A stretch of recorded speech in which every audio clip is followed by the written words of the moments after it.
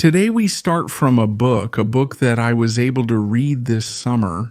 The book is this 45 Million Anti-Fascists written by Gianni Oliva, a great historian, an extremely serious person, a scholar who over the years has reconstructed various events concerning the Second World War, and not only.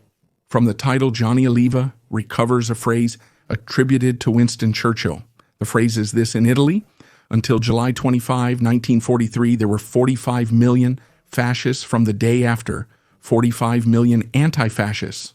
But I don't think that Italy has renewed millions of inhabitants. The provocation of this phrase, which, as mentioned, has been attributed to one of the historical figures you see behind me, is evident. How is it possible that a country, in the span of 24 hours, essentially not only changes its opinion, changes most of its habits, changes by partly renouncing what it had been, and above all, because this is where Gianni Oliva's work begins. How is it possible that we don't fully analyze that past, allowing some protagonists of that past to return or stay in their place, or even to advance in their careers? And this is the paradox that Gianni Oliva analyzed in his book.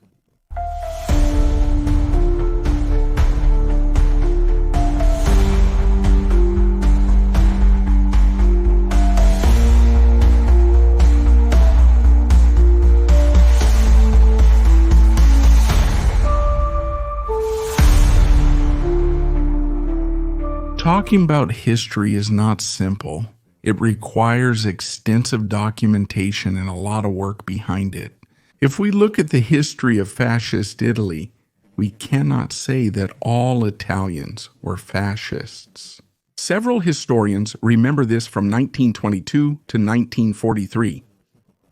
During that period of time, sure, many Italians turned out to be fascists, but fascists most of the time out of opportunism. Having the party card, having the so-called bug, that is the badge to pin on the lapel of the jacket, allowed for career advancement, especially in the public administration field. In fact, at a certain point, without registration to the Bibliothèque Nationale de France, without the bug on the bib, it was impossible to hope to advance in your career. On the contrary, there was a risk of getting stuck or, in some cases, losing your job. Well, if all this is something that could also be tolerable or known, how would you define someone who is a fascist, not out of convenience or necessity, but out of conviction, and who suddenly found himself having to deal with a state that had changed, mutated, that was no longer the same as before? 20 years of fascist rule had shaped the country, transforming it from a fragile, imperfect liberal democracy, the one of the Risorgimento, into a pure and simple dictatorship. To emerge from that dictatorship, from the standards of that dictatorship that had shaped the youth, that had imposed precise standards, not only in clothing or language. It meant rediscussing part of the country's history, and above all, requiring a deep analysis, an analysis that, however, did not take place. Gianni Oliva, in his book, I don't want to spoil it too much because I want to leave you the pleasure of reading it. In fact, I invite you to buy it and read it. He delves into some issues specifically related to all this. It certainly cannot be said that they were all fascists, like all anti-fascists. During fascism, some areas of Italy had proudly remained anti-fascist, and were areas that fascism itself declared lost, not recoverable for the cause of the regime. Think, for example, of the Portuali in Livorno and Genoa, even in Monfalcone, all categories accustomed to hard work, and in which union issues had been making inroads for a long time. Exactly, to reject the rhetoric of the regime and also the methods of the regime. Or think of Romania, the Red Romania, with Ravenna as the stronghold of the Republican Party. And it will remain that way even after the war, up until Tangentopoli. All these areas are not affected or permeated by fascism. Some fascist elements are present in these areas. However, it cannot be said that fascism had taken full control of these areas and had convinced the population to embrace its line. Here, with the fall of fascism on July 25, 43, and in the following days, we have the real measure of who was a fascist by conviction, who by necessity, who by opportunism, who for show, and who was never really one, but who had held certain positions, and perhaps had also shown a non-formal but real convinced ideological adherents regime that until they made 3 various cases analyzed by Gianni Oliva in his book There Are Two, extremely symbolic one concerns Gaetano Azzariti. Have you ever heard of him? Maybe not, or rather, if you are Neapolitan. Maybe you remember that a few years ago, too long ago, a street in Naples of municipality too near the university was dedicated to this, Gaetano Azzariti. And a few years ago, this street was renamed in favor of Luciana Pacifici, a baby girl born on May 28, 1943, and died as an infant, essentially while she was being deported to Auschwitz. Why this change? Because Gaetano Azzariti had indeed been a jurist, a politician. He had been Minister of Grace and Justice, the first Badoglio government, even president of the Constitutional Court from 57 to 61. But he had been above all an anti-Semite, a convinced fascist, and president of the Race Commission during the regime. Imagine a man responsible for the laws, the regulations that are the basis of our society, who adheres convincingly to the regime, who makes a career during the regime, who even expresses his own anti-Semitic convictions, taking pleasure in how the prevailing egalitarianism, without difference of age, sex, and religion, perhaps is no longer the kind of unquestionable dogma, and fascism has relegated these theories to the attic. Words of Gaetano Azzariti. Gaetano Azzariti, who in 1938 adheres to the Manifesto of the Race, the document that definitively makes the regime drop its mask on the subject of racism. It is the document that bans great personalities, even from culture, just because they are Jewish or married to Jewish citizens. All this represents a page of shame for our country. Yet Gaetano, who was part of the commission that promulgated the racial laws, who was president of the commission known as the Race Tribunal at the General Directorate for Demography and Race of the Ministry of the Interior, a commission that could declare non-belonging to the Jewish race, even in disagreement with the results of the Civil Status Acts. In short, the commission that had to examine the application submitted to understand whether the person was or was not Jewish, whether they could have civil rights or had to be discriminated against. Here is a person of this type. After the war spent, among other things, partly in hiding, in convents, after the fall of Rome. This person, after a war, gets important assignments. Why?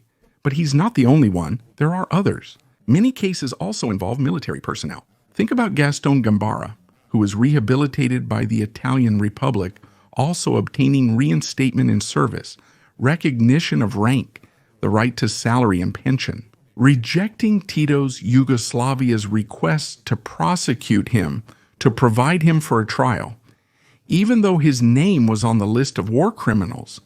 Think about another public figure, Marcello Guida.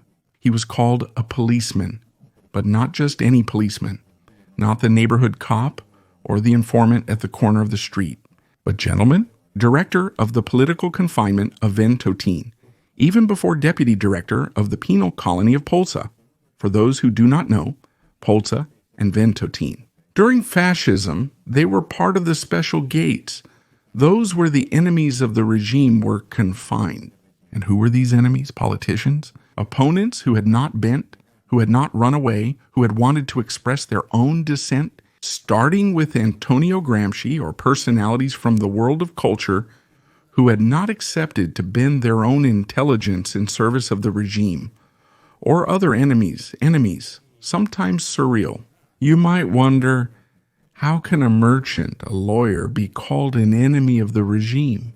How can, for example, a man of whom many of you have probably never heard of, like Domizio Torrigiani, who was essentially a lawyer, be sent to exile simply because Domizio Torrigiani, at the time, was the Grand Master of the Italian Masonry of the Grand Orient of Italy? He was sent into exile. Here he underwent very harsh treatments, beatings that even cost him the use of his eyes.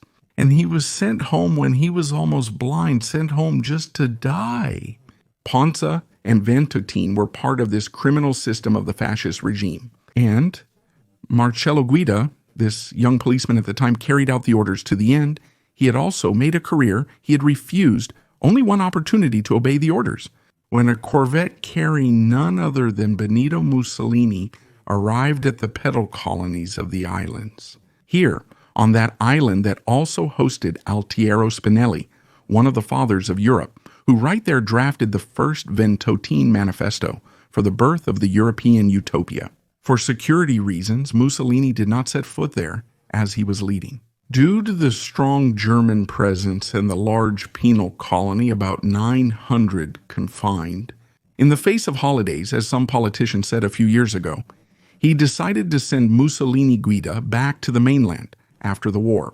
He was not purged. He did not have to answer for what he had done at all.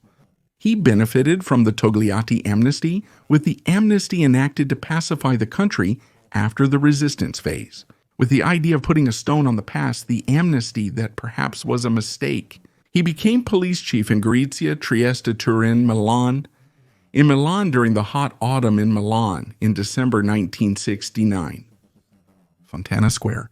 He was the police chief when the bomb exploded. He was the police chief who endorsed the choices of the political office led by Dr. Allegra. He was the man who asked to make them sing.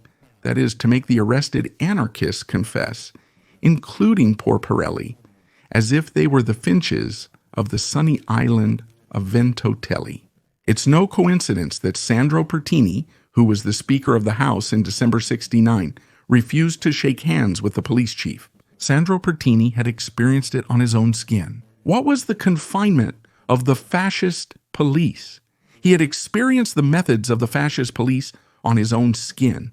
Marcello Guida, Gaetano Azzariti, and many like them are all in Gianni Oliva's books. Which raises a heavy question: why didn't the Italian Republic have the strength to reconsider the fascist phase?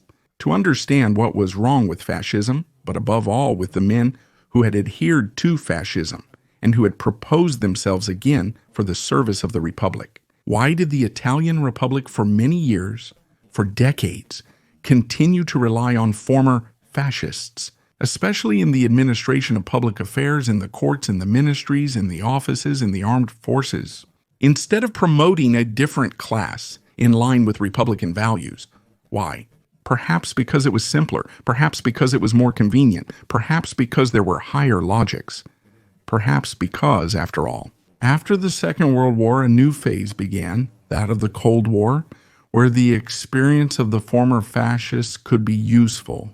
All questions that we ask ourselves today from within history that I myself pose to you. Why didn't that process happen that in Germany was of justification? For what reason? Perhaps there were some underlying conveniences. Perhaps there was something unsaid, perhaps as we anticipated earlier, that Togliatti amnesty, which was supposed to heal the wounds, was nothing more than a whitewash. For the sins of others, the sins of those who had oppressed, beaten, tortured, killed their own countrymen. During the 20 years and subsequently, during the war, perhaps mistakes were made, errors in judgment, calculation errors. Perhaps it was thought that the Republic, born in June 1946 from the referendum, could already have the antibodies to absorb sick elements, avoiding getting infected. Did it really go like that? I leave you with the doubt and also leave you with a renewed invitation to read Gianni Oliva's book. Perhaps by reading it, will these questions also come to your mind, or will you have further ones? Why, even today in 2024, do we realize that there are attempts to rewrite history, to tame it, to downplay certain responsibilities, or to create new ones, where there were none, simply to soften someone's positions? Well, then those questions return, and we wonder how much our society would have needed in a phase of defascistization of its ministerial ranks. And not only, and how much even today Italian society would need to analyze and discuss the period of the 20 years to free itself from a cumbersome ghost that is not just that of Mussolini, shot in Ongo and hung upside down in Loreto Square, or that flame that burns on his tomb in Predapio. Rather, it is the cumbersome specter of a past that we have not been able to analyze or understand, allowing, on the contrary, those who had lived and operated in that past to continue to operate in the present and the future. Perhaps not with the values of the Republic, but based on that tragic and terrible experience that has cost our country so much pain, that has inflicted so much pain on our citizens. And that should only end up in history books, as history indeed passed.